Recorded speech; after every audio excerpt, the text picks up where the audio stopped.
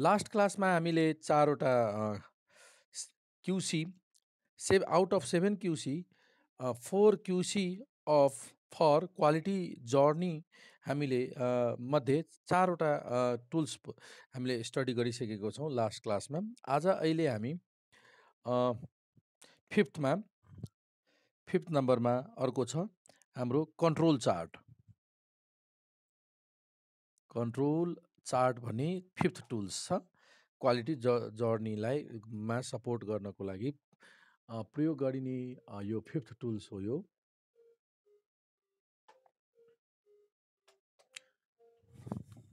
अब हेर्नुहोस्, यो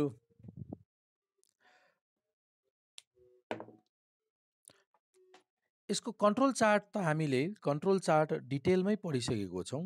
यसको बारेमा इन्फर्मेसन पोइन्ट वाइज भन्नु पऱ्यो भने तपाईँहरूलाई पनि थाहा छ, यो एउटा ग्राफ हो जसले के गर्छ, जसले कहाँनिर हेल्प गर्छ भन्दाखेरि process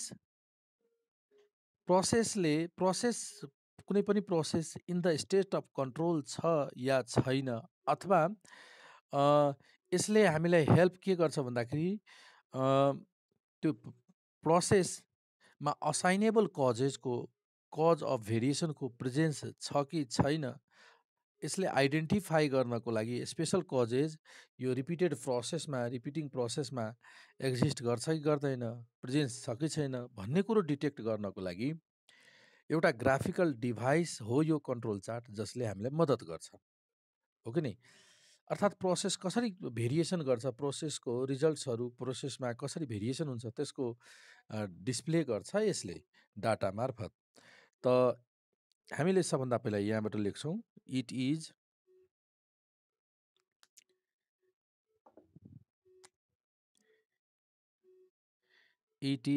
a graph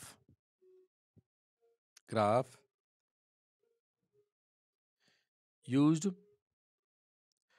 to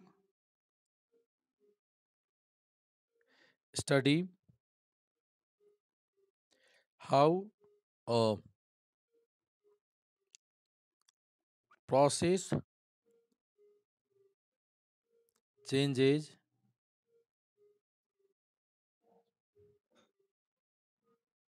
over time. In other words, that is, it helps to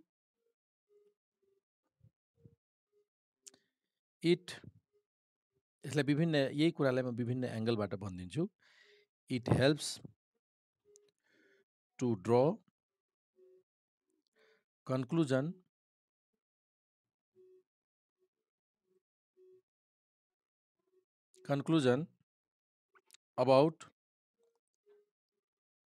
about the process is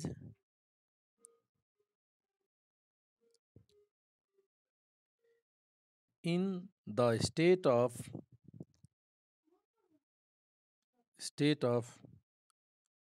control, अर्थात् कंसिस्टेंट प्रोसेस कंसिस्टेंट छ कि छैन, कंसिस्टेंट, और is out of control or out of control, अर्थात् out of control भन्नुको अर्थ is unpredictable affected by, is out of control भन्नुको अर्थ is unpredictable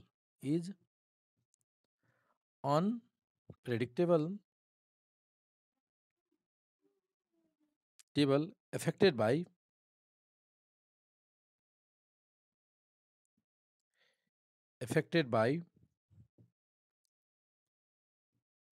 special causes. Special causes भनेको असाइनेबल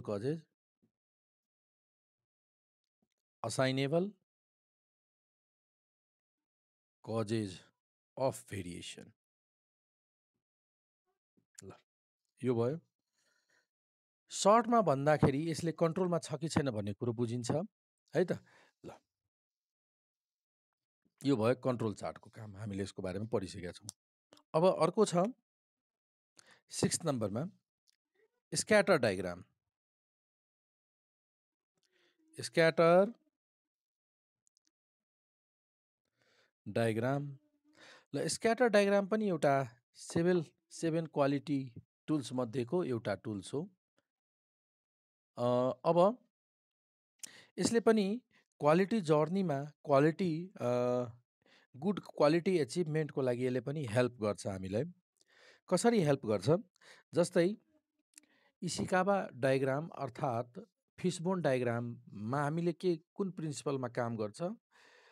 इफेक्ट अथवा output is dependent on a number of causes. Effect जुन result छ नि, त्यो रिजल्टमा अ नम्बर अफ कजेजको प्रभाव चाहिँ हुन्छ र ती रुट कजेजहरू खोज्ने, त्यसपछि ब्रान्च कजेजहरू खोज्ने, त्यसपछि सब कजेजहरू हामीले प्राप्त गर्छौँ र ती कजेजहरू कुन कुन कजेजकोले गर्दा इफेक्ट पर्छ त्यो कजेजहरू हामीले ब्रान्चिङ गर्छौँ, डिटेक्ट गर्छौँ। यहाँ पनि स्क्याटर डायग्राममा के गरिन्छ भन्दाखेरि यहाँनिर पनि एउटा आउटपुट भयो, आउटपुट जसमा इफेक्ट पर्छ र आउटपुटलाई प्रभाव पार्ने एउटा अर्को फ्याक्टर, आउटपुटलाई प्रभाव पार्ने अर्को फ्याक्टर एउटा अर्को फ्याक्टर कज जसलाई भन्छौँ। यो दुइटै बिचको रिलेसनसिप छ कि छैन, यो फ्याक्टरले आउटपुटलाई इफेक्ट गर्छ या गर्दैन, अर्थात् एसोसिएसन रिलेसनसिप एक्जिस्ट छ कि छैन यी दुई भेरिएबल बिच भन्ने पहिलो कुरा यसले डिटेक्ट गर्छ, पत्तो लगाउँछ।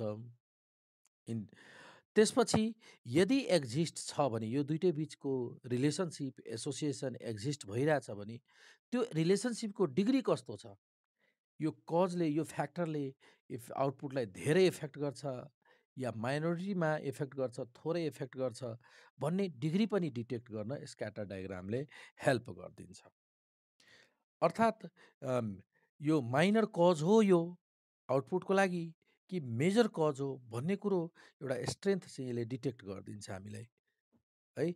यदि मेजर कज छ भने हामीले मेजर रूपमा त्यसलाई डिफेक्ट आउटपुटलाई इफेक्ट गर्ने फ्याक्टर हो भने त्यसलाई रिड्युस गर्छौँ, हो कि नै? त यी कुराहरू जानकारीको लागि स्क्याटर डायग्रामले हेल्प गर्छ, हो कि नै? ल अब स्क्याटर डायग्रामको बारेमा यहाँ नोट गरौँ।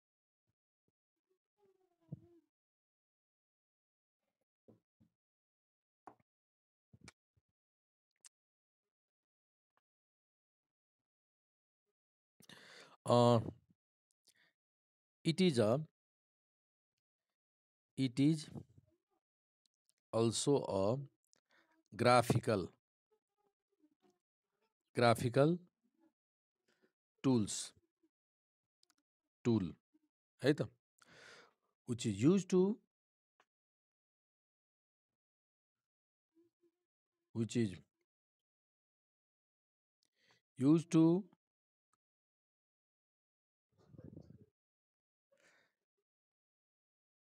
study the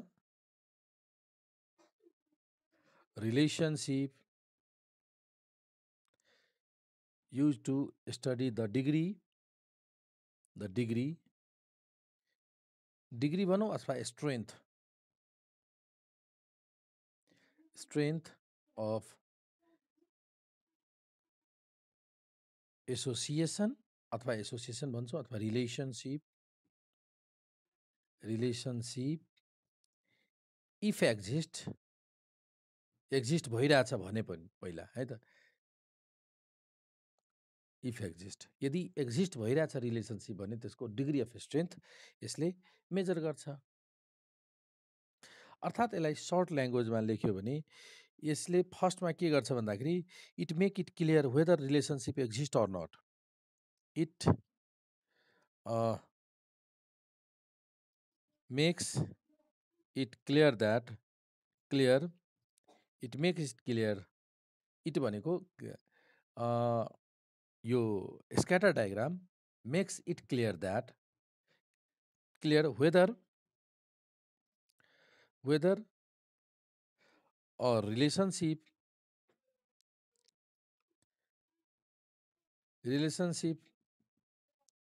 exist or not. If exist, if they exist, it shows the strength of strength of that relationship.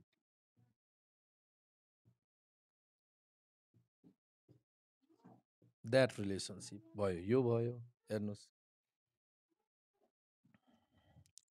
ठिक छ ल अब अर्को छ 7 नम्बरमा हिस्टोग्राम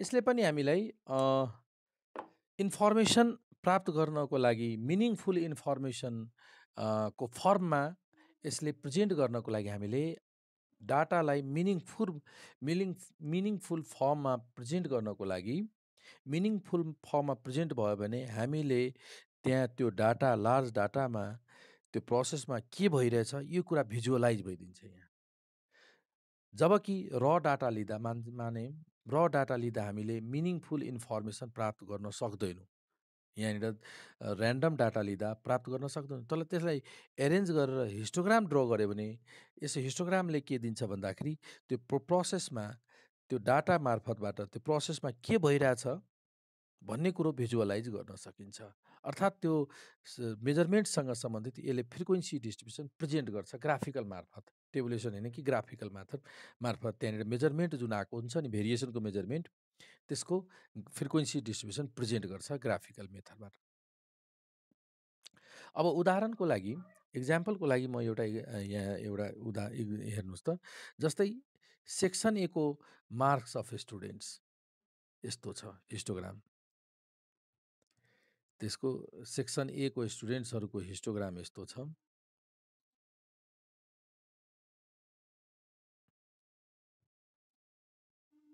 ल सेक्सन बी को हिस्टोग्राम हेर्नुहोस् यस्तो छ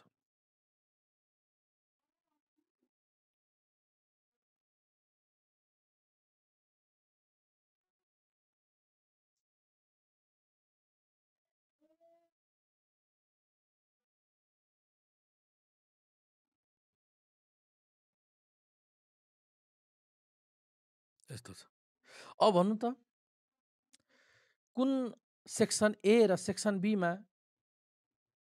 कुनको स्टुडेन्टको कुन ग्रुपको स्टुडेन्टको क्वालिटी छ राम्रो कम्पेरिजन गर्दा राम्रो क्वालिटी गुड क्वालिटी कुन स्टुडेन्टको छ कुन क्लासमा इन्टेलिजेन्ट स्टुडेन्टको प्रेजेन्स छ यो 0 मार्क्सदेखि 100 मार्क्ससम्म छ 0 देखि 100 सम्म छ ल भन्नुहोस् त भन्न सक्नुहुन्छ ग्राफबाट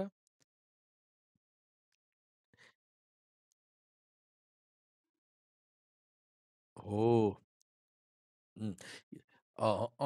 एमा एमा के भयो त मेजोरिटी अफ स्टुडेन्ट 0 को नजिकमा हाइट बढ्यो भनेको त फ्रिक्वेन्सी बढ्यो फ्रिक्वेन्सी डिस्ट्रिब्युसन प्रेजेन्ट गर्छ नि तपाईँको हाइट बढ्यो भनेपछि 0 देखि 10 10 देखि 20 20 देखि 30 मै धेरैजनाको मार्क्स छ र बढी यतातिर 80 90 100 तिर चाहिँ थोरै स्टुडेन्टको हाइट कम भन्नुको थोरै स्टुडेन्टको छ भने यहाँनिर के भयो 0 10 20 को नजिकमा थोरै जनाको स्टुडेन्ट छन् जबकि 80 90 तिर हाइट बढेको छ भनेपछि यतातिरको मार्क यतातिर धेरैजनाको 40 50 60 60 70 80 90 तिर चाहिँ को सङ्ख्या धेरै छ भन्ने कुरो बुझिन्छ अर्थात् यो त यस्ता यो एउटा भयो नि त ग्रुपको क्वालिटी स्टुडेन्टहरूको क्वालिटीको एसेस गर्नको लागि यो हिस्टोग्राम प्रयोग भयो कि भएन कम्पेरिजनको लागि प्रयोग भयो यस्तै किसिमको यसले भिजुअलाइज गरिदिन्छ वास्तवमा के हो तर यहीँनिर यसरी भिजुअलाइज नगरेर सेक्सन ए को डाटालाई यसरी भिजुअलाइज नगरेर सेक्सन ए को डाटा यसरी लिएको छौँ 60 मानु सेक्सन एमा 100जना छन् 30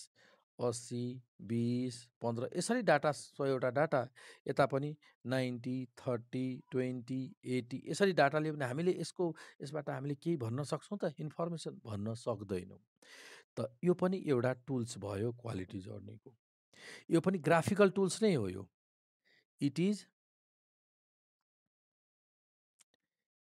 is a graphic graphical tool which displays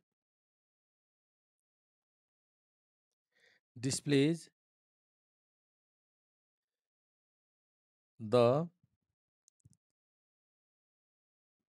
variation within the process in the form of frequency distribution, in the form of frequency distribution. हो कि नहीं? frequency distribution of measurement, जो जुन भेरिएसनको मेजरमेन्ट छ नि, मेजरमेन्ट्स है त। अर्थात् यसमा समग्रमा भन्नुपर्दा यसले के भिजुअलाइज गर्छ, प्रोसेसमा के भइरहेको छ यी कुरा हामीले जानकारी पाउँछौँ। त it visualizes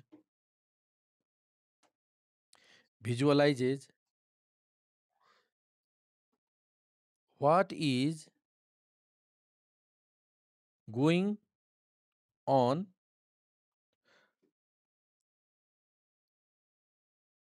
the process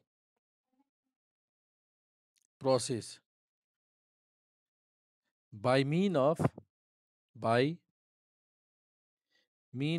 a large data, by mean of a large data.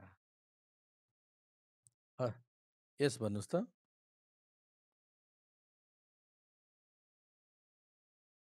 ल यो माथि लेखिदिन्छु ल। ल के छ भन्दा it visual what is going on within a process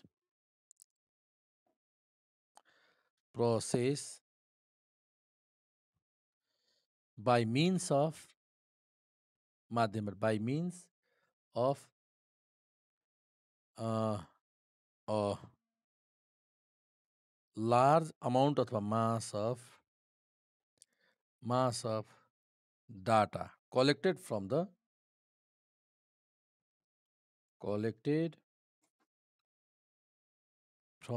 process. त यो हामीले 7 quality tools for quality journey describe गरिसक्यौँ डिटेलमा। अब हामी अहिले अब पढ्न गइरहेछौँ यो कस्ट अफ क्वालिटीको हाम्रो अबको टपिक छ cost of quality.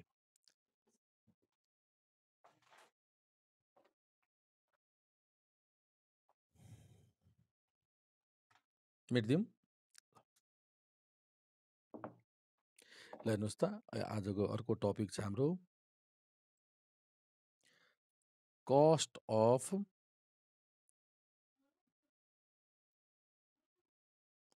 Quality. Cost of quality भन्नाले यहाँनिर के बुझिन्छ भन्दाखेरि क्वालिटी सर्भिस र क्वालिटी प्रोडक्ट दिनको लागि खर्चहरू एक्सपेन्सेसहरू गरिराख्नु पर्ने हुन्छ। अर्गनाइजेसनलाई खर्च लाग्छ, हो त्यो खर्चलाई के भनिन्छ कस्ट अफ क्वालिटी भनिन्छ। अब यो खर्च चाहिँ कस्ट अफ क्वालिटी यस्तो छ, cost of quality product finished product गर्नुभन्दा बिफोर पनि खर्च लाग्छ र त्योभन्दा आफ्टर पनि खर्च लाग्छ। बिफोर पनि खर्च गर्नुपर्ने हुन्छ के को लागि, प्रोडक्टको लागि, फिनिस्ड प्रोडक्टको लागि, गुड प्रोडक्टको लागि है त। र आफ्टर पनि खर्च गर्नुपर्ने हुँदो रहेछ, आफ्टर पनि खर्च गर्नुपर्ने हुन्छ। ब्याड प्रोडक्ट यदि आइसक्यो भने नट गुड प्रोडक्ट अथवा क्वालिटी प्रोडक्ट आएन भने, पुवर क्वालिटीको प्रोडक्ट आयो भने त्यसमा पनि खर्च लाग्छ। अर्थात् प्रोडक्टभन्दा पहिलाको खर्च, प्रोडक्ट पछिको पनि खर्च लाग्छ, प्रोडक्टकै क्वालिटीको लागि खर्च गर्छौँ र त्यसलाई हामीले के भन्छौँ कस्ट अफ क्वालिटी। है त। प्रोडक्ट अथवा सर्भिस, गुड सर्भिस प्रोभाइड गर्नको लागि, good product, good quality provide गर्नको लागि, good quality of product, good quality of service provide गर्नको लागि, उद्देश्यको लागि हरेक कन्टेन्टमा हामीले खर्च गर्छौँ र ती खर्चलाई के भनिन्छ? कस्ट अफ क्वालिटी भनिन्छ। बुझ्नुभयो? ल, अब यो कस्ट अफ क्वालिटीलाई क्लासिफाई गर्दा दुई टाइप्सको हामीले भन्न सक्छौँ। दुई थरीको हुन्छ कस्ट अफ क्वालिटी। हेर्नुहोस्, cost of quality, there are two types of cost of quality. First is uh, cost of conformance. Cost of conformance र दोस्रो छ बी मा cost of non conformance. Cost of non conformance है त। Cost of कन्फर्मेन्स अन्तर्गत पनि दुई दुई किसिमको कस्ट पर्छ। एउटा चाहिँ यो अन्तर्गत पनि दुईवटा कस्ट। एउटा एमा प्रिभेन्सन कस्ट,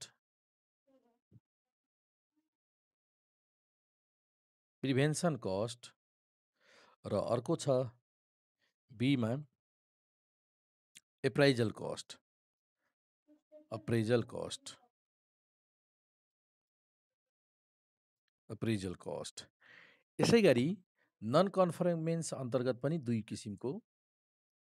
एउटालाई भन्छौँ इन्टर्नल फेल्योर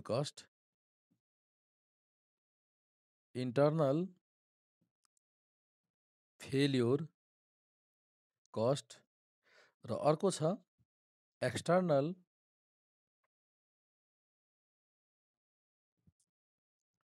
फेल्योर कस्ट। यो अब सबभन्दा पहिला त कन्फर्मेन्स, कस्ट अफ कन्फर्मेन्स र कस्ट अफ नन कन्फर्मेन्स बिचको भिन्नता के हो? कस्ट अफ कन्फर्मेन्स भनेको फिनिस्ड प्रोडक्ट आइपुगेको छैन र फिनिस्ड प्रोडक्ट गुड क्वालिटीको आउन सक्ने मोटिभ लिएर जुन जुन एक्सपेन्सेस गर्ने गरिन्छ हो त्यसलाई भन्छ कस्ट अफ कन्फर्मेन्स है त। के छ उद्देश्य? गुड क्वालिटी अफ सर्भिस और good quality of product, production हुन सक्ने एक्सपेक्टेसनबाट जुन खर्च गरिन्छ, जुन जुन शीर्षकमा खर्च गरिन्छ, यो सबै के भयो त? यो कस्ट अफ कन्फर्मेन्स भयो।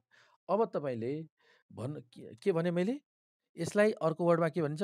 गुड क्वालिटीको लागि खर्च, अर्थात् यसलाई कस्ट अफ कन्फर्मेन्सलाई हामीले के भन्न सक्छौँ? कस्ट अफ गुड क्वालिटी पनि भन्न सक्छौँ। हेर्नुहोस् है, गुड क्वालिटी पनि भन्छौँ। कसलाई?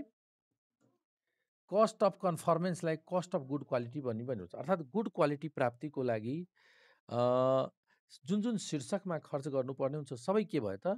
कस्ट अफ कन्फर्मेन्स भयो अथवा कस्ट अफ गुड क्वालिटी भयो। यसका उदाहरणहरू जस्तै तपाईँले गुड सर्भिस, गुड क्वालिटीका लागि तपाईँले क्वालिटी ट्रेनिङ प्रोग्राम तपाईँले इम्प्लोइको लागि, वर्कर्सको लागि गर्नुभएको छ, अर्गनाइज गर्नुभएको छ, त्यसमा कस्ट खर्च हुन्छ। त्यो पनि त भयो एउटा। त्यो के को लागि हामीले क्वालिटी ट्रेनिङ प्रोग्राम दिन्छौँ वर्कर्सहरूलाई? ताकि हाम्रो आउटपुट गुड क्वालिटीको आउटपुट होस्, गुड सर्भिस होस् भन्ने उद्देश्यले त्यहाँ खर्च गर्नुहोस्। त्यो भयो के?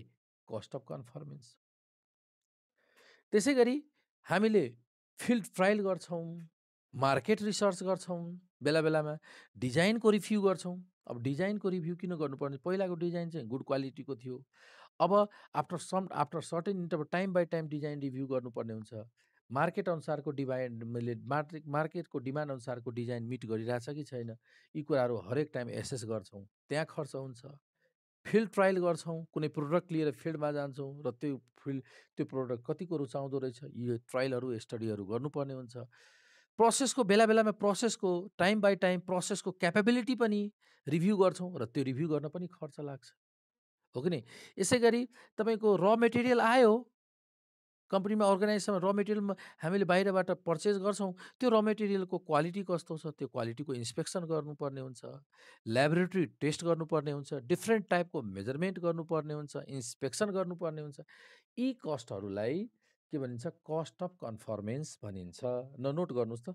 त कस्ट अफ कन्फर्मेन्स अन्तर्गत दुई किसिमको छ फेरि, प्रिभेन्सन कस्ट। अब प्रिभेन्सन कस्ट भन्दाखेरि पहिला डिटेलमा अब प्रिभेन्सन कस्टको बारेमा अब भन्छु म ल। फर्स्टमा छ हाम्रो prevention cost.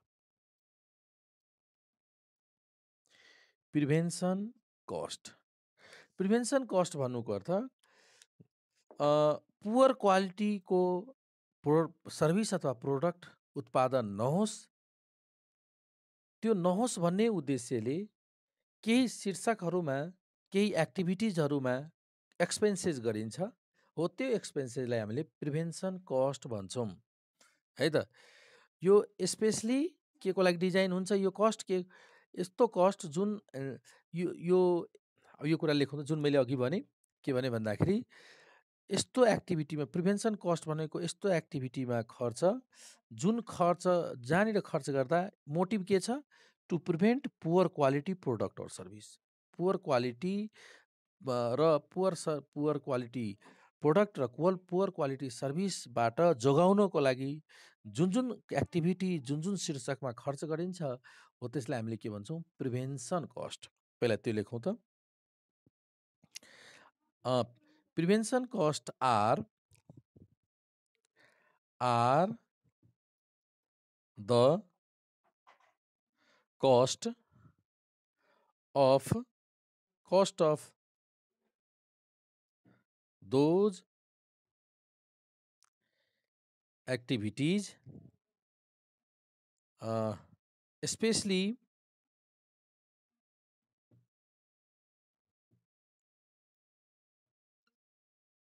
designed to prevent poor quality product, prevent of being poor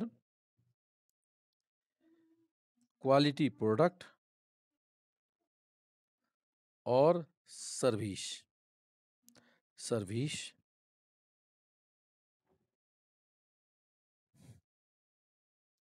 अब यसमा यदि धेरै खर्च कसैले इन्भेस्ट गरेको छ भने हेर्नु, तिनीहरूलाई पछि गएर खर्च लाग्दैन। यदि जस्तै तपाईँको एक्सटर्नल फेल्योर खर्च हुन्छ, फेल्योर हुँदैन, तपाईँको प्रोडक्टहरू मा डिफल्टहरू कम आउँछ।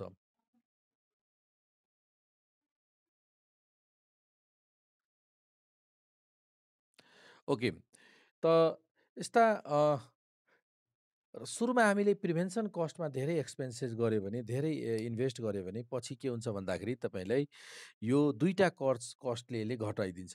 एप्राइजल कस्ट र फेल्योर कस्टलाई घटाइदिन्छ, मिनिमममा घटाइदिन्छ। फेल्योर हुँदैन भने फेल्योर कस्ट लाग्दैन। यसको बारेमा डिटेलमा म भन्छु नै।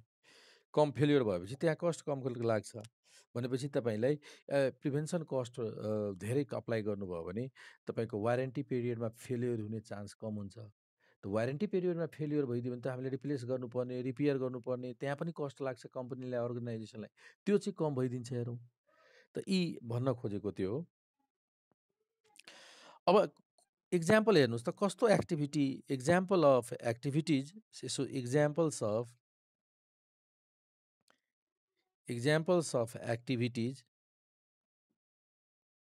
which is associated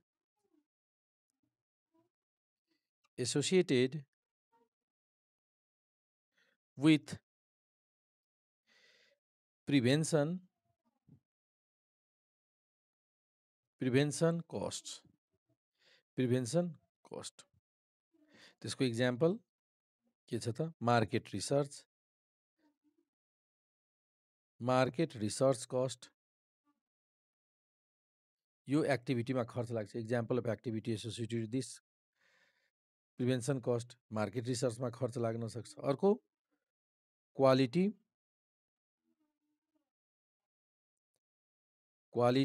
ट्रेनिङ प्रोग्राममा खर्च, एक्सपेन्सेस ट्रेनिङ प्रोग्राम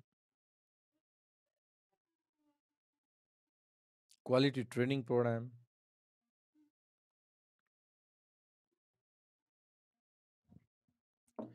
ल यसपछि अर्को डिजाइन रिभ्यू।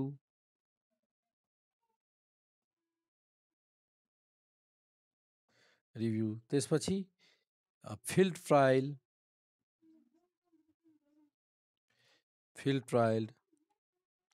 प्रोसेसको प्लानिङ, जसरी प्रोसेस काम गरिरहेको छ त्यसमा रिभ्यू गर्ने, process plan review. Process plan review.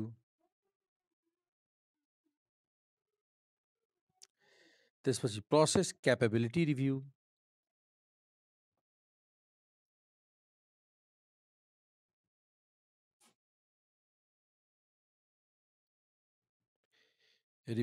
सप्लायरको इभ्यालुएसन गर्ने, बेला बेलामा सप्लायरहरूको पनि इभ्यालुएसन गर्नुपर्ने हुन्छ।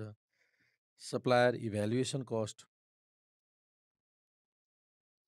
त यिनीहरू चाहिँ खर्च गर्नुपर्ने हुन्छ र त्यसलाई हामीले के भन्छौँ, प्रिभेन्सन कस्ट। अब अर्को छ प्रिभेन्सन कस्टपछि दोस्रो छ अर्को यो मेट्दिउँ है त, प्रिभेन्सन कस्ट।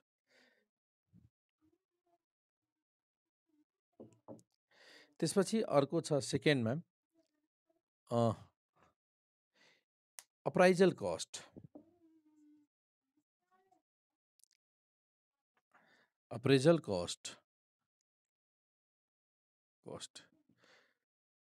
एप्रेजल कस्ट भनेको सजिलो भाषामा भन्नु पर्यो भने डिफेक्टको जानकारी, डिफेक्टको इन्क्वायरी, डिफेक्ट हुने ठाउँको डिस्कभरी, डिफेक्टको सङ्ख्याको डिस्कभरी, कुन कुन ठाउँमा डिफेक्ट हुनसक्छ र त्यहाँनिर हामीले डिफेक्टको खोजी गर्ने काम, त्यसको लागि डिफेक्ट छ कि छैन, छ भने कतिवटा छ, यस्तो डाटा कलेक्सन गर्ने काम गर्छौँ हरेक ठाउँमा र त्यसको लागि खर्च हामीले यहाँनिर छुट्याउँछौँ र त्यस्तो खर्चलाई हामीले भन्छ appraisal cost.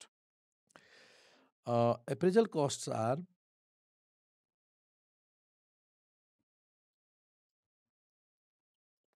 costs are the cost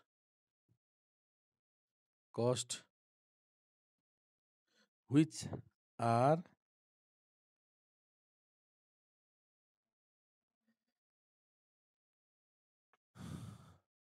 are spent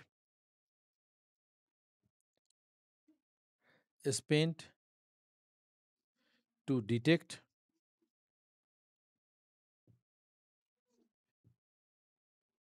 defects, to assure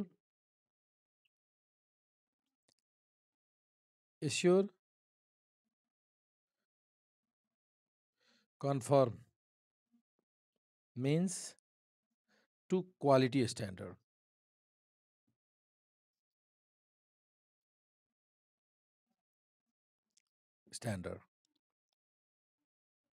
अर्थात् यो के छ भन्दाखेरि मेन यहाँनिर खर्च केमा फोकस गरिन्छ, discovery of defect.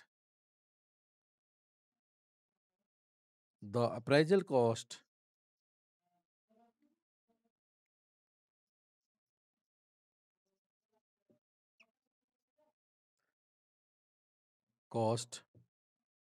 are focused on the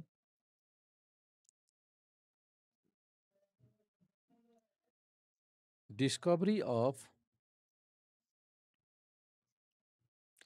defects.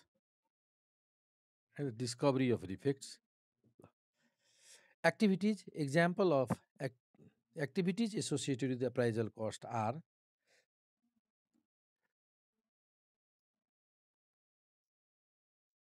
example of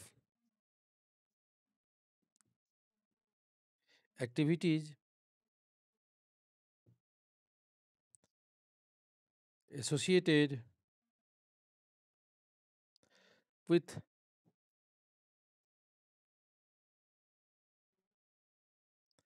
appraisal cost are number first. अब तपाईँको मेटेरियल आइरहेछ प्रोडक्सन प्रोसेसमा मेटेरियल र मेटेरियल र त्यसको इन्सपेक्सन गर्नुपर्ने भयो, त्यहाँ खर्च लाग्छ। एउटा इक्जाम्पल भयो, इन्कमिङ मटेरियल इन्सपेक्सन। दोस्रो,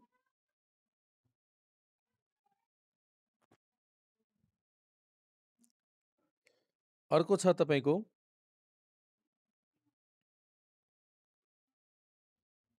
प्रोसेसको इन्सपेक्सन गर्ने।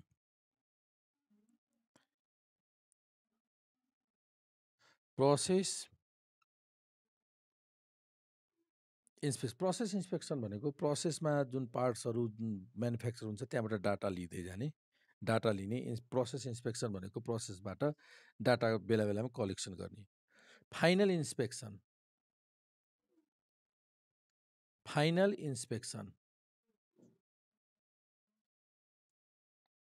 Laboratory testing measurement,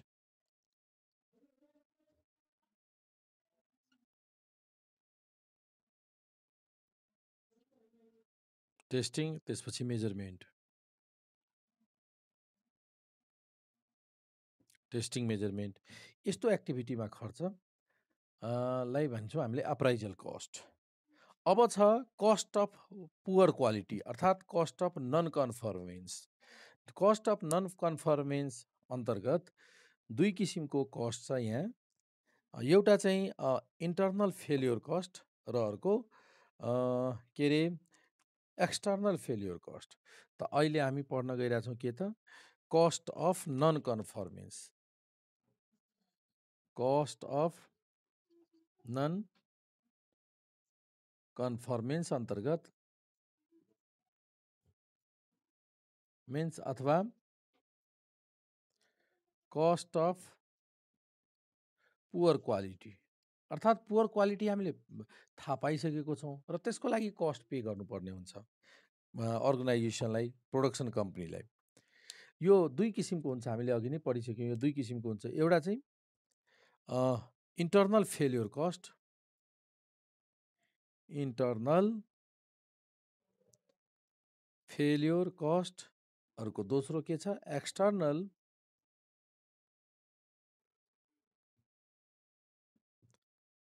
failure cost.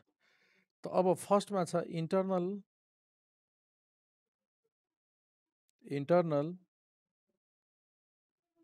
Failure cost. हेर्नुहोस्, इन्टर्नल फेल्योर कस्ट भनेको इन्टर्नल फेल्योर कस्ट अन्तर्गत यो यस्तो कस्ट हो जुन चाहिँ के छ भन्दाखेरि स्ट्यान्डर्ड जुन design quality, standard quality meet गरेन, फेल भइसक्यो, त्यो मिट गरेन भने त्यस्तो कस्ट त्यहाँनिर जुन खर्च लाग्न सक्छ बिफोर कस्टमरसम्म पुगेको छैन त्यो मेटेरियल, तर इन्टर्नली फेल्योर भइसकेको छ भन्ने कुरो हामीले थाहा पाइसक्यौँ र त्यहाँनिर त्यसको हामीले कहिलेकाहीँ रिवर्क गर्छौँ, रिपेयर गर्छौँ। अब किनभने थाहा पाइसक्यौँ, आउट मार्केटमा पठाउनुभन्दा पहिला त इन्सपेक्सन गर्छौँ नि, फाइनल इन्सपेक्सन गर्छौँ नि। र फाइनल इन्सपेक्सनबाट थाहा पाइसक्यौँ कि यो चाहिँ क्वालिटी पुवर क्वालिटीको हो, हामी पठाउँदैन पुवर क्वालिटी मार्केटमा, त्यसलाई के गर्छौँ, रिप्रोसेसिङ गर्न सक्छौँ, रिवर्क गर्नुपर्ने हुन्छ, फेल्योर एनालाइसिस गर्नुपर्ने हुन्छ, रिस्टोरिङ गर्नुपर्ने हुन्छ, रिटेस्टिङ गर्नुपर्ने हुन्छ। यी एक्टिभिटिजहरू गर्छौँ र त्यसमा खर्च लाग्छ, हो त्यसलाई के भन्छ, internal failure cost. Internally failure देख्यौँ र त्यसमा फेरि पनि यस्तो एक्टिभिटिजमा खर्च लाग्छ, हो त्यसलाई इन्टर्नल फेल्योर कस्ट भनिन्छ। ल हेरौँ त, internal failure, internal failure cost occurs when results of work failed to reach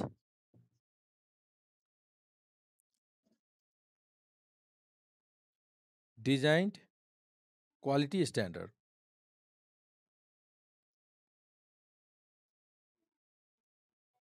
designed quality standard meet गर्न फेल भइसकेको अवस्था छ। एन्ड आर र यो कति बेला थाहा भयो? And are detected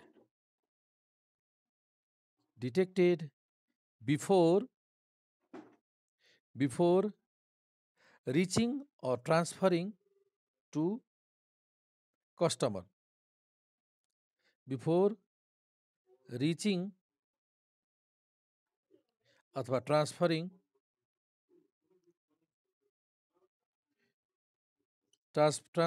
to customer. कस्टमरसम्म पुग्न सकेको छैन, अर्गनाइजेसन कम्पनीभित्रै छ।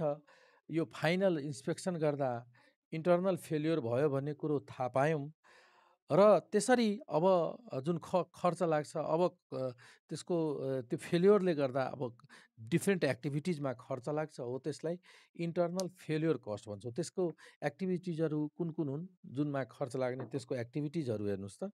एक्टिभिटिज एसोसिएटेड विथ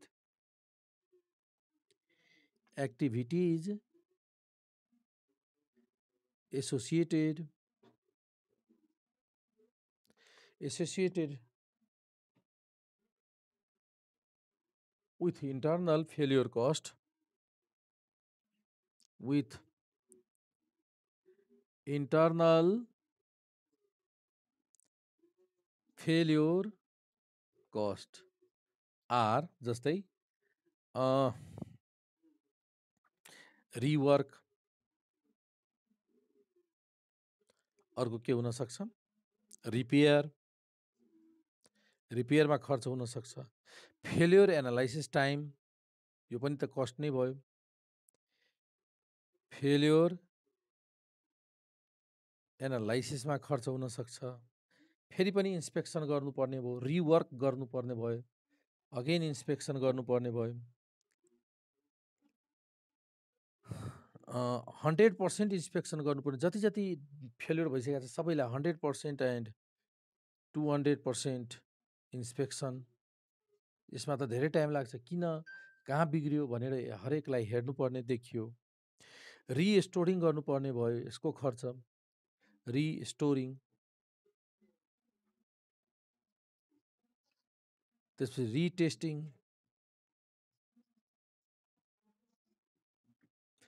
है त, रिइन्स्पेक्टिङ इटिसी। यस्तो खर्चलाई हामीले के भन्छौँ? फेल्योर भएको कारणले यो शीर्षकहरूमा, यी एक्टिभिटिजहरूमा एक्सपेन्सेस हुन्छ, जसलाई हामीले के भन्छौँ?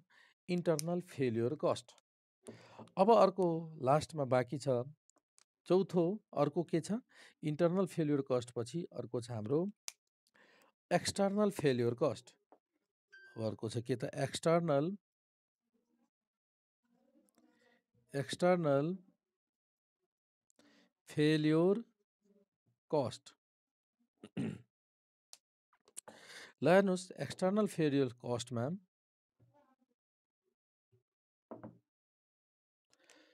External failure cost occurs process. अब यहाँनिर इन्टर्नल फेल्योर कस्ट के भयो त? Before transferring to the customer. पहिला नै डिटेक्ट भयो। के छ भन्दाखेरि क्वालिटी चाहिँ डिजाइन्ड क्वालिटी स्ट्यान्डर्ड मिट गर्न फेल भइसकेको, अर्थात् पुवर क्वालिटीको प्रोडक्ट हो भन्ने कुरो थाहा पाइसकेको, बिफोर कस्टमरसम्म पुग्नुभन्दा बिफोर यी कुरा थाहा पाएको छ, अर्गनाइजेसनमै थाहा पायौँ हामीले, फाइनल इन्स्पेक्सनबाट थाहा पाइसक्यौँ भने त्यसलाई इन्टर्नल फेल्योर कस्ट भन्छौँ। भने एक्सटर्नल फेल्योर कस्ट भनेको प्रोडक्ट अथवा सर्भिस प्रोसेसको डिजाइन्ड क्वालिटी स्ट्यान्डर्ड मिट गर्न फेल भइसकेको छ र यी कुरा हामीले इन्टर्नल के अरे यो फाइनल इन्स्पेक्सनबाट थाहा पाउन सकेनौँ, डिटेक्ट गर्न सकेनौँ, है त। र त्यसलाई के गर्यो त भन्दाखेरि कस्टमरसम्म पुगिसक्यो र कस्टमरसम्म पुगिसकेपछि त्यो गुड क्वालिटी पुगेन कस्टमरसम्म र त्यसले गर्दा के हुन्छ भन्दाखेरि विभिन्न शीर्षकहरूमा हामीलाई खर्च लाग्छ। त्यो शीर्षकहरू के हुन्? वारेन्टी क्लेममा खर्च। अब वारेन्टी क्लेम गरेको छ भने हामीले त्यसलाई रिपेयर गरेर दिनु पर्यो। मानौ कस्टमरसम्म त पुगिसक्यो, कस्टमरमा त गुड क्वालिटी भएन, बिग्रिएपछि वारेन्टी क्लेम गर्छ। वारेन्टी क्लेम भनेपछि त्यसलाई रिपेयर गरेर दिनु पर्यो। ग्यारेन्टी क्लेम छ भने ग्यारेन्टी क्लेम गर्यो भने रिप्लेस गरेर दिनु पर्यो, हो कि नै? त्यसै गरी अर्को महत्त्वपूर्ण कुरो loss of customer goodwill and sales. Loss of sales भइदिन्छ, किनभने एउटा लो क्वालिटी मार्केटमा गयो भने तपाईँको त्यसले गर्दा सेल्समा रिड्युस भइदिन्छ, यो कम्पनीको पर्टिकुलर कम्पनीको गुडविलमा रिड्युस भइदिन्छ, त्यो पनि त ठुलो लस हो। त्यसै गरी तपाईँको पेमेन्ट ढिलो भइदिन सक्छ, क्वालिटी प्रब्लमले गर्दा। रिपेयरमा रिप्लेसमेन्टमा खर्च, प्रोसेसिङ फेरि गर्नु पर्यो, त्यहाँ पनि खर्च। इन्टरनल फेलियरमा जुन जुन खर्च छ यहाँ पनि त्यति खर्च हुन्छ नै। त्यसका बावजुद पनि वारेन्टी क्लेममा खर्च थप भयो, त्यसपछि loss of customers goodwill and सेल्समा पनि लस हुने देखियो, है त।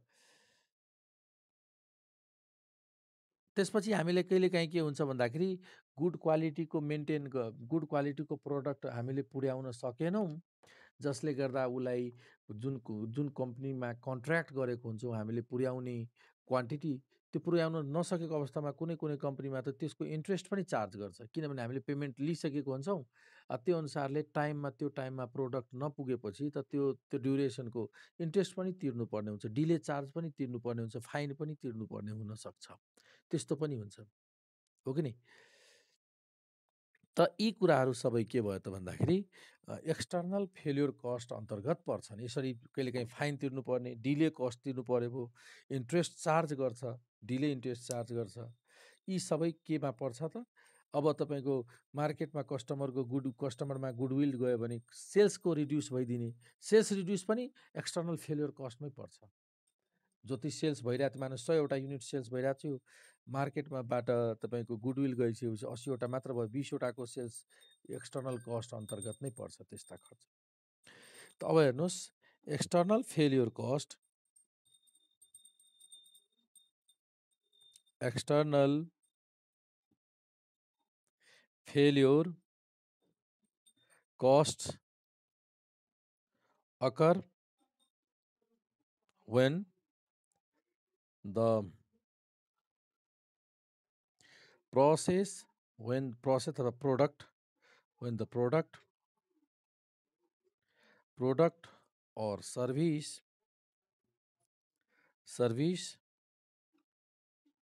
from a process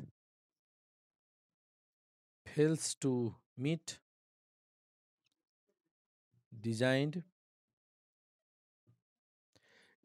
quality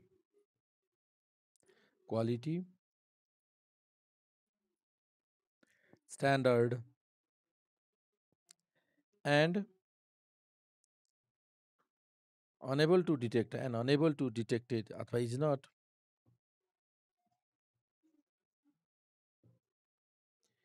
detected until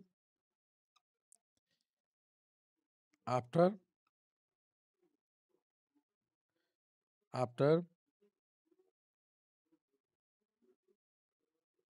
reaching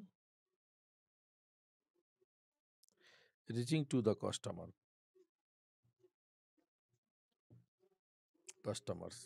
भयो, यहाँ कस्टमर्स है। ल, अब यस्तो एक्टिभिटिज कुन कुन हुन्? Activities associated with this type of cost,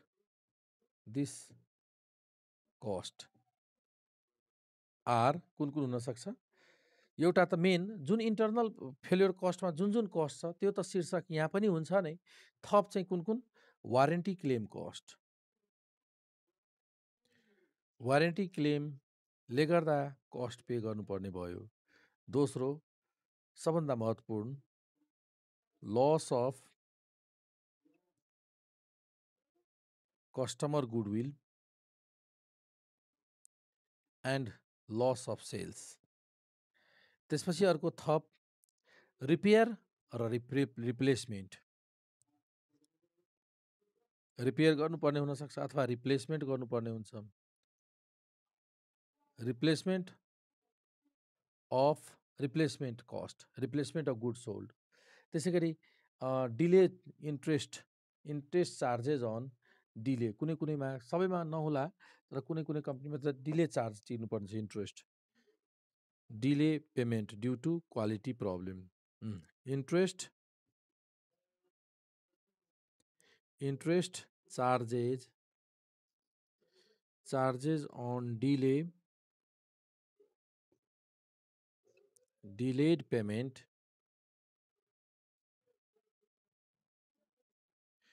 due to quality problem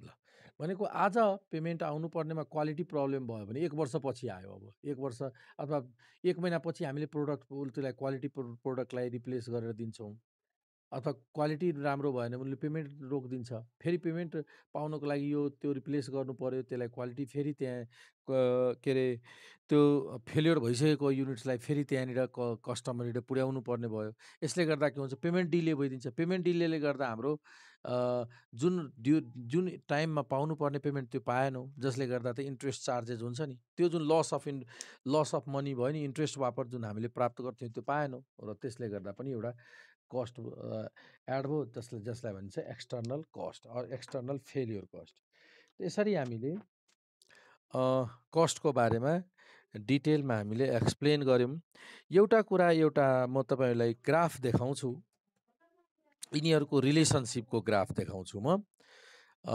तपाईँको हेर्नुहोस् यो नोट गरिसक्नुभएको छ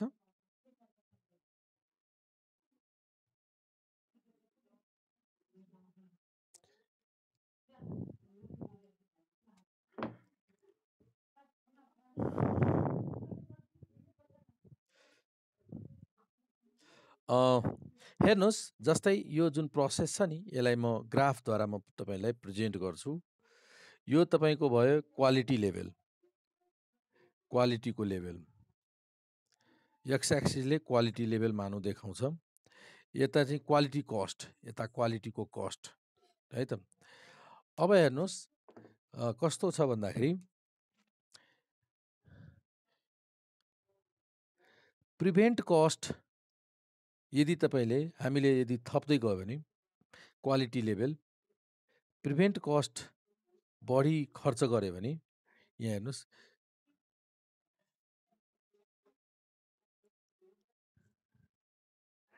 क्वालिटी एकैछिन है यदि हामीले प्रिभेन्सन कस्ट जसलाई भन्छौँ प्रिभेन्सन कस्ट यदि हामीले बढाउँदै गयो भने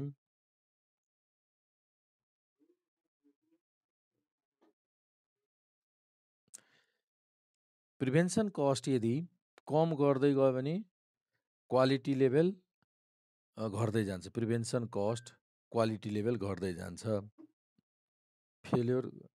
फेलियर कस्ट बढ्छ यदि क्वालिटी लेभल कम छ हो फेलियर कस्टको यस्तो ग्राफ हुन्छ हेर्नुहोस् त यो भयो फेलियर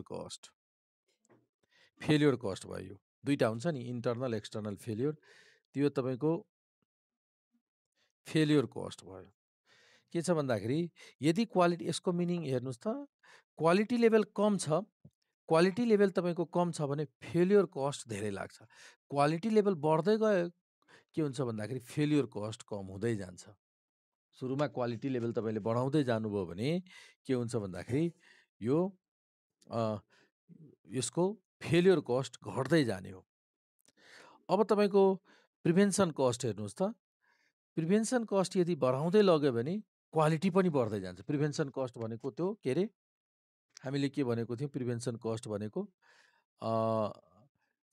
यो भयो कस्ट अफ फेलियर अर्थात् यसलाई भन्छ non conformance cost of poor quality है अब प्रिभेन्सन कस्ट यदि हामीले बढाउँदै लग्यो भने प्रिभेन्सन कस्ट यदि खर्च थप्दै गयो भने क्वालिटी पनि बढ्दै जान्छ हेर्नुहोस् प्रिभेन्सन कस्ट बढाउँदै गयो भने क्वालिटी कस्ट पनि बढ्दै जाने हो